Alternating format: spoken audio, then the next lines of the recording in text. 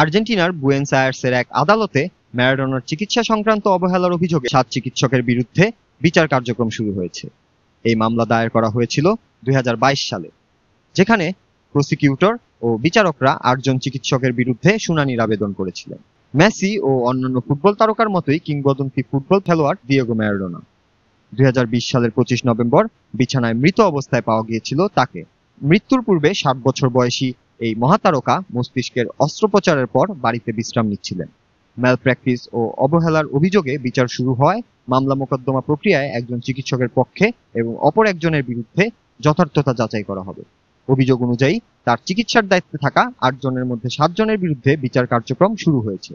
এই মামলার প্রেক্ষাপটে জানা যাচ্ছে, যদি অবহেলার অভিযোগ প্রমাণিত হয় তবে অভিযুক্ত চিকিৎসকরা 8 থেকে 25 বছরের কারাদণ্ডের মুখোমুখি হতে পারেন। মামলার গতি প্রকৃতি ও বিচার প্রক্রিয়া সময়সীমা নিয়ে আলোচনা হচ্ছে, যেখানে মামলা দায়েরের 2 বছর পর প্রথম শুনানি অনুষ্ঠিত হয়েছে। বিশ্বজুড়ে ম্যারাডোনার মৃত্যুর পর তার চিকিৎসা ও মৃত্যুর কারণ নিয়ে বহু বিতর্ক ও প্রশ্ন উঠেছে।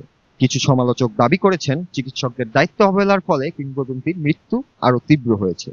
অন্যদিকে মামলায় যুক্ত চিকিৎসকরা তাদের চিকিৎসা পদ্ধতি যথাযথ বলে অভিযোগ প্রত্যাখ্যান করেছেন।